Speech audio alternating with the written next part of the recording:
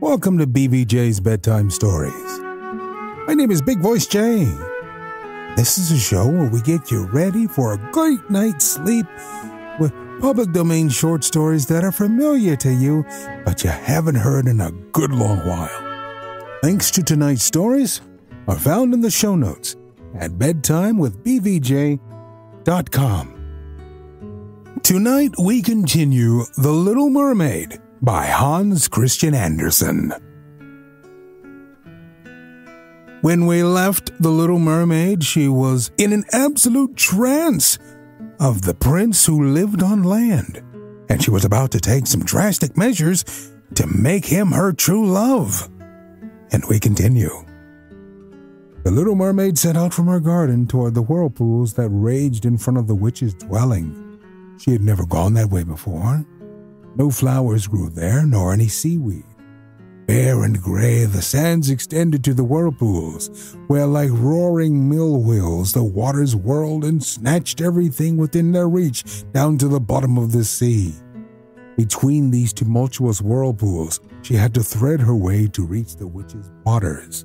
And then for a long stretch the only trail lay through a hot seething mire, which the witch called her peat. Beyond it, her house lay in the middle of a weird forest, where all the trees and shrubs were polyps, half animal and half plant. They looked like 100-headed snakes growing out of the soil. All their branches were long, slimy arms with fingers. With fingers like wriggling worms. They squirmed joint by joint from their roots to their outermost tentacles, and whatever they could lay hold of they twined round and never let go. The Little Mermaid was terrified and stopped at the edge of the forest.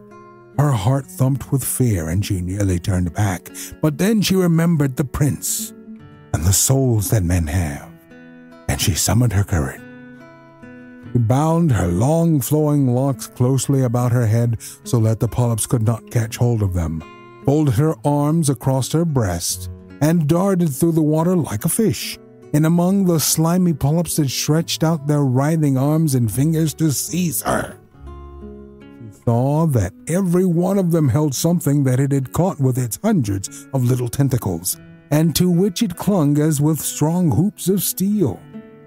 The white bones of men who had perished at sea and sunk to these depths could be seen in the polyps' arms. Ships' rudders and seamen's chests, and the skeletons of land animals had also fallen into their clutches. But the most ghastly sight of all was a little mermaid whom they had caught and strangled. She reached a large muddy clearing in the forest where big fat water snakes slithered about, showing their foul yellowish bellies. In the middle of this clearing was a house built of the bones of shipwrecked men, and there sat the sea witch, letting a toad eat out of her mouth just as we might feed sugar to a little canary bird. He called the ugly fat water snakes her little chickabiddies and let them crawl and sprawl about on her spongy bosom. "I know exactly what you want," said the sea witch. "It is very foolish of you, but just the same you shall have your way. For it will bring you to grief, my proud princess. You want to get rid of your fishtail and have two props instead, so that you can walk about like a human creature and have the young prince fall in love with you, and win him and an immortal soul besides." At this, the witch gave such a loud cackling laugh that the toad and the snakes were shaken to the ground, where they lay writhing. "You are just in time," said the witch. "After the sun comes up tomorrow, a whole year would have to go by before I could be of any help to you. I shall compound you a draught. Before sunrise, you must swim to the shore with it, seat yourself on dry land, and drink the draught down. And your tail will divide and shrink until it becomes what the people on earth call a pair of shapely legs. But it will hurt. It will feel as if a sharp sword slashed through you. Everyone who sees you will say that you are the most graceful human being they have ever laid eyes on, for you will keep your gliding movement, and no dancer will be able to tread as lightly as you. But every step you take will feel as if you are treading upon knife blades so sharp that blood must flow. I'm willing to help you. Are you willing to suffer all this? Yes, the little mermaid said in a trembling voice, as she thought of the prince and of gaining a human soul. Remember, said the witch, once you have taken a human form, you can never be a mermaid again. You can never come back through the waters to your sisters or to your father's palace.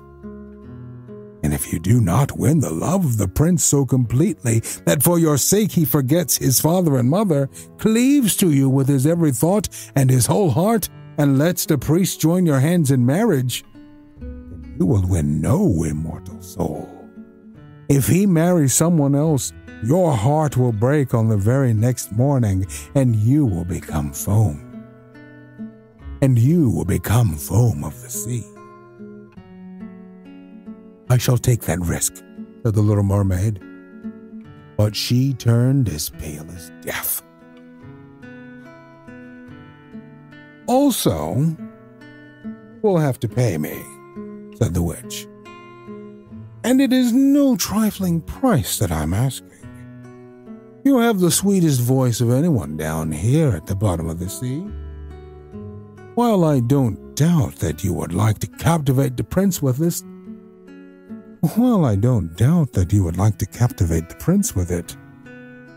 you must give this voice to me. I will take the very best thing that you have in return for my sovereign draught. I must pour my own blood in it to make the drink as sharp as a two-edged sword. But if you take my voice, said the little mermaid, what will be left to me? Your lovely form, the witch told her, your gliding movements, and your eloquent eyes. With these you can easily enchant a human heart. Well, have you lost your courage? Stick out your little tongue, and I shall cut it off. I'll have my price, and you shall have the potent draught. Go ahead, said the little mermaid. Witch hung her cauldron over the flames to brew the draught. Cleanliness is a good thing, she said, as she tied her snakes in a knot and scoured out the pot with them. Then she pricked herself in the chest and let her black blood splash into the cauldron. Steam swirled up from it in such ghastly shapes that anyone would have been terrified by them. The witch constantly threw new ingredients into the cauldron, and it started to boil, with a sound like that of a crocodile shedding tears. When the draught was ready at last, it looked as clear as the purest water. There's your draught, said the witch, and she cut off the tongue of the little mermaid, who now was dumb and could neither sing nor talk. If the polyps should pounce on you when you walk back through my wood, the witch said, just spill a drop of this brew upon them, and their tentacles will break in 1,000 pieces. But there was no need of that, for the polyps curled up in terror as soon as they saw the bright draught. It glittered in the little mermaid's hand as if it were a shining star. So she soon traversed the forest, the marsh, and the place of raging whirlpools. She could see her father's palace. The lights had been snuffed out in the great ballroom, and doubtless everyone in the palace was asleep, but she dared not go near them, now that she was stricken dumb and was leaving her home forever. Her heart felt as if it would break with grief. She tiptoed into the garden, took one flower from each of her sister's little plots, threw 1,000 kisses toward the palace, and then mounted up through the dark blue sea. The sun had not yet risen when she saw the prince's palace. As she climbed, the As she climbed his splendid marble staircase, the moon was shining clear. The little mermaid swallowed the bitter, fiery draught, and it was as if a two-edged sword struck through her frail body. She swooned away and lay there as if she were dead. When the sun rose over the sea, she awoke and felt a flash of pain, but directly in front of her stood the handsome young prince, gazing at her with his cold black eyes. Lowering her gaze, she saw that her fishtail was gone, and that she had the loveliest pair of white legs any young maid could hope to have. But she was naked, so she clothed herself in her own long hair. The prince asked who she was and how she came to be there. Her deep blue eyes looked at him tenderly but very sadly, for she could not speak. Then he took her hand and led her into his palace. Every footstep felt as if she were walking on the blades and points of sharp knives, just as the witch had foretold. She gladly endured it. She moved as lightly as a bubble as she walked beside the prince. She and all who saw her marveled at the grace of her gliding walk. Once clad in the rich silk and muslin garments that were provided for her, she was the loveliest person in all the palace, though she was dumb and could neither sing nor speak. Beautiful slaves, attired in silk and cloth of gold, came to sing before the prince and his royal parents. One of them sang more sweetly than all the others, and when the prince smiled at her and clapped his hands, the little mermaid felt very unhappy, for she knew that she herself used to sing much more sweetly. Oh, she thought, if he only knew that I parted with my voice forever, so that I could be near him. Graceful slaves now began to dance to the most wonderful music. Then the little mermaid lifted her shapely white arms, rose up on the tips of her toes, and skimmed over the floor. No one had ever danced so well. Each movement set off her beauty to better and better advantage, and her eyes spoke more directly to the heart than any of the singing slaves could do. Charmed everyone, and especially the prince, who called her his dear little foundling. She danced time and again, though every time she touched the floor, she felt as if she were treading on sharp-edged steel. The prince said he would keep her with him always, and that she was to have a velvet pillow to sleep on outside his door. He had a page's suit made for her so that she could go with him on horseback. They would ride through the sweet-scented woods where the green boughs brushed her shoulders and where the little birds sang among the fluttering leaves. She climbed up high mountains with the prince, and though her tender feet bled so that all could see it, she only laughed and followed him on until they could see the clouds driving far below, like a flock of birds in flight to distant lands. At home in the prince's palace, while the others slept at night, she would go down the broad marble steps to cool her burning feet in the cold sea water, and then she would recall those who lived beneath the sea. One night her sisters came by, arm in arm, singing sadly as they breasted the waves. When she held out her hands towards them, they knew who she was and told her how unhappy she had made them all. They came to see her every night after that, and once far, far out to sea, she saw her old grandmother, who had not been up to the surface this many a year. With her was the Sea King, with his crown upon his head. They stretched out their hands to her, but they did not venture so near the land as her sisters had. Day after day she became more dear to the prince, who loved her as one would love a good little child. He never thought of making her his queen. Yet she had to be his wife, or she would never have an immortal soul, and on the morning after his wedding she would turn into foam on the waves. "Don't you love me best of all?" The little mermaid's eyes seemed to question him. when he took her in his arms and kissed her lovely forehead. "Yes, you are most dear to me," said the prince, "for you have the kindest heart. You love me more than anyone else does, and you looked so much like a young girl I once saw, but shall never find again. I was on a ship that was wrecked, and the waves cast me ashore near a holy temple where many young girls performed the rituals. The youngest of them found me beside the sea and saved my life. Though I saw her no more than twice, she is the only person in all the world whom I could love. But you, so much like her that you almost replaced the memory of her in my heart. She belongs to that holy temple. Therefore, it is my good fortune that I have you. They'll never part." Alas, he doesn't know it was I who saved his life, the little mermaid thought. I carried him over the sea to the garden where the temple stands. I hid behind the foam and watched to see if anyone would come. I saw the pretty maid he loves better than me. A sigh was the only sign of her deep distress. For a mermaid cannot cry. He says that the other maid belongs to the holy temple. She will never come out into the world, so they will never see each other again.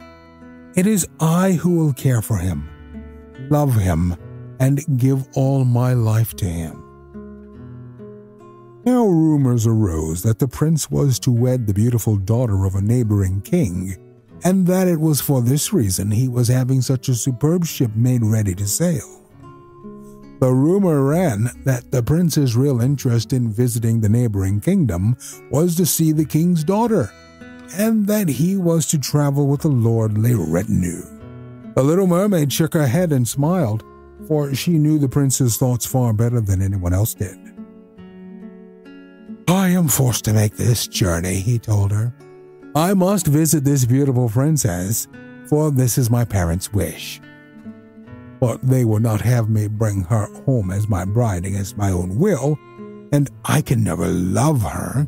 She does not resemble the lovely maiden in the temple as you do.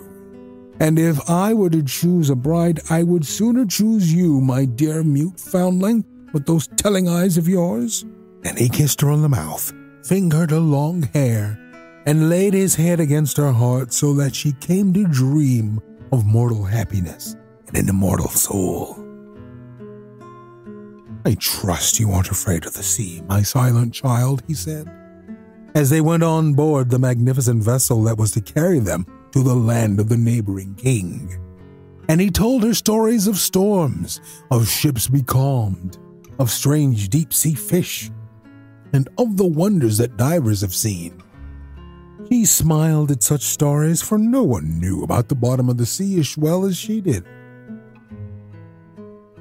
He smiled at such stories, for no one knew about the bottom of the sea as well as she did. Near moonlight, when everyone except the man at the helm was asleep, she sat on the side of the ship gazing down through the transparent water, and fancied she could catch glimpses of her father's palace. And fancied she could catch glimpses of her father's palace. On the topmost tower stood her old grandmother, wearing her silver crown and looking up at the keel of the ship through the rushing waves. And her sisters rose to the surface, looked at her sadly, and wrung their white hands.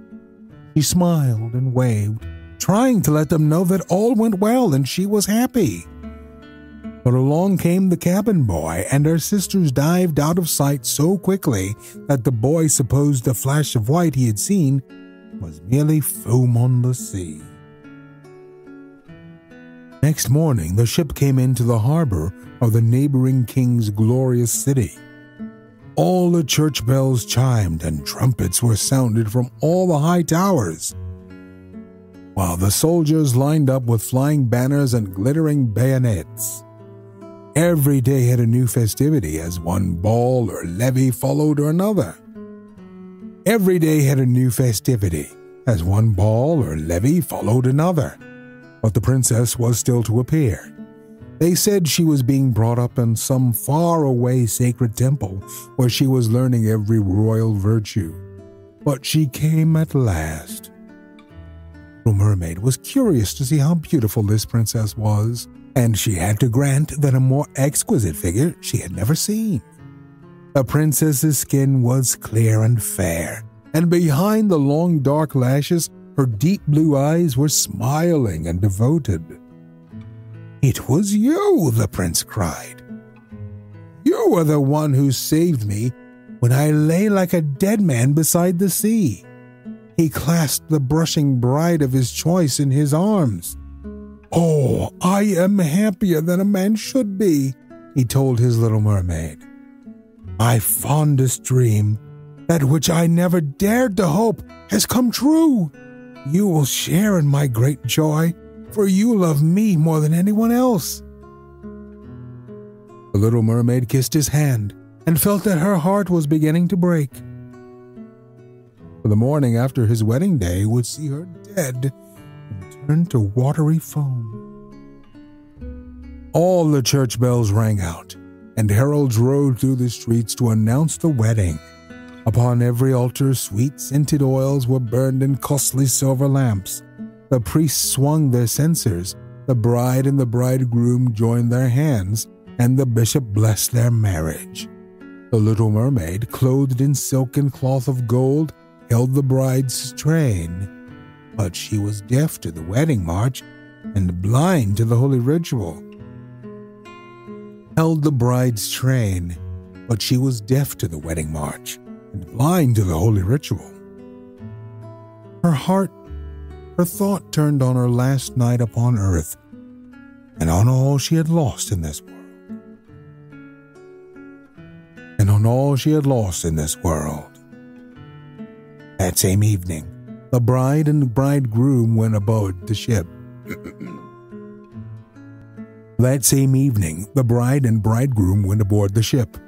Cannon thundered and banners waved. On the deck of the ship, a royal pavilion of purple and gold was set up and furnished with luxurious cushions. Here the wedded couple were to sleep on that calm, dear night. The sails swelled in the breeze, and the ship glided so lightly that it scarcely seemed to move over the quiet sea. All nightfall, brightly colored lanterns were lighted, and the mariners merrily danced on the deck. The little mermaid could not forget that first time she rose from the depths of the sea and looked on at such pomp and happiness. Light as a swallow pursued by its enemies, she joined in the whirling dance. Everyone cheered her, for never had she danced so wonderfully. Her tender feet felt as if they were pierced by daggers, but she did not feel it. Her heart suffered far greater pain. Knew that this was the last evening that she ever would see him, for whom he had forsaken her home and family, for whom she had sacrificed her lovely voice and suffered such constant torment, while he knew nothing of all these things. It was the last night that she would breathe the same air with him, or look upon deep waters or the star fields of the blue sky. A never-ending night, without thought and without dreams, awaited her who had no soul and could not get one. The merrymaking lasted long after midnight, yet she laughed and danced on, despite the thought of death she carried in her heart. The prince kissed his beautiful bride, and she toyed with his coal black hair. Hand in hand they went to rest in the magnificent pavilion. A hush came over the ship. Only the helmsman remained on deck as the little mermaid leaned her white arms on the bulwarks and looked to the east to see the first red hint of daybreak, for she knew that the first flash of the sun would strike her dead. Then she saw her sisters rise up among the waves. They were as pale as she, and there was no sign of their lovely long hair that the breezes used to blow. It had all been cut off. "We have given our hair to the witch," they said, "so that she would send you help and save you from death tonight. She gave us a knife. Here it is. See the sharp blade? Before the sun rises, you must strike it into the prince's heart, and when his warm blood bathes your feet, they will grow together and become a fishtail. Then you will be a mermaid again, able to come back to us in the sea and live out your 300 years before you die and turn into dead salt sea foam. Make haste. He or you must die before sunrise. Our old grandmother is so grief-stricken that her white hair is falling fast, just as ours did under the witch's scissors. Kill the prince and come back to us. Hurry! Hurry! See that red glow in the heavens? In a few minutes the sun will rise, and you must die. So saying, they gave a strange deep sigh and sank beneath the waves. The little mermaid parted the purple curtains of the tent and saw the beautiful bride asleep with her head on the prince's breast. The mermaid bent down and kissed his shapely forehead. She looked at the sky, fast reddening for the break of day. She looked at the sharp knife and again turned her eyes toward the prince, who in his sleep murmured the name of his bride. His thoughts were all for her, and the knife blade trembled in the mermaid's hand. But then she flung it from her, far out over the waves. Where it fell, the waves were red, as if bubbles of blood seethed into water. With eyes already glazing, she looked once more at the prince, hurled herself over the bulwarks into the sea, felt her body dissolve in foam. The sun rose up from the waters. Its beams fell, warm and kindly, upon the chill sea floor. And the little mermaid did not feel the hand of death. The bright sunlight overhead, she saw hundreds of fairy things.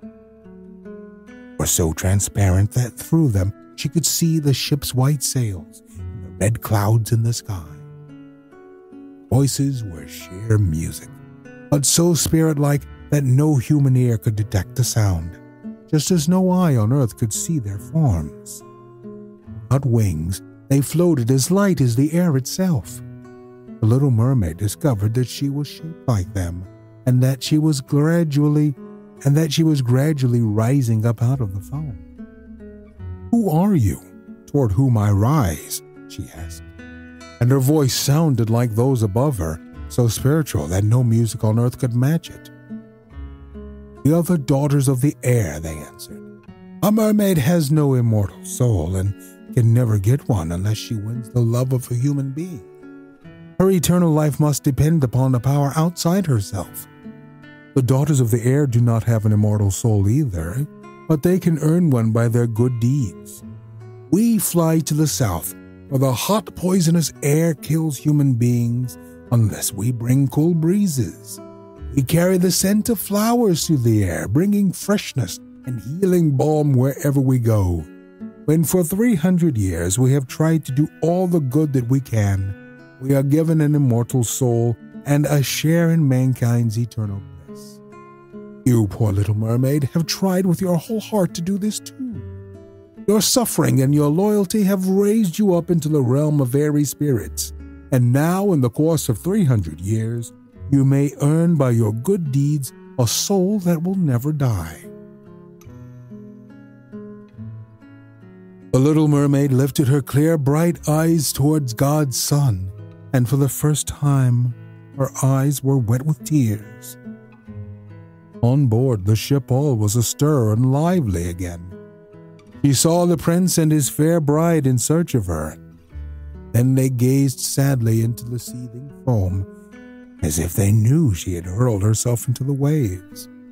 Unseen by them, she kissed the bride's forehead, smiled upon the prince, and rose up with the other daughters of the air to the rose-red clouds that sailed on high. This is the way that we shall rise to the kingdom of God after 300 years have passed. We may get there even sooner, one spirit whispered. Unseen, we fly into the homes of men where there are children. And for every day on which we find a good child who pleases his parents and deserves their love, God shortens our days of trial. The child does not know when we float through his room, but when we smile at him in approval, 1 year is taken from our 300. But if we see a naughty, mischievous child, we must shed tears of sorrow, and each tear adds a day to the time of our trial. What would you do for love? If you were convinced the person you had just seen for the first time was the one and only, how far would you go? What would you do? Think about that. You want someone who loves you as much as the Little Mermaid. Or maybe not. I ain't your dad. Remember all the story links you can find at our website, bedtimewithbvj.com. And if you have a story for me to read, I'm always on the lookout. Email me, bigvoicej@gmail.com. Thank you so much for listening. Good night. Diamond Club hopes you have enjoyed this program.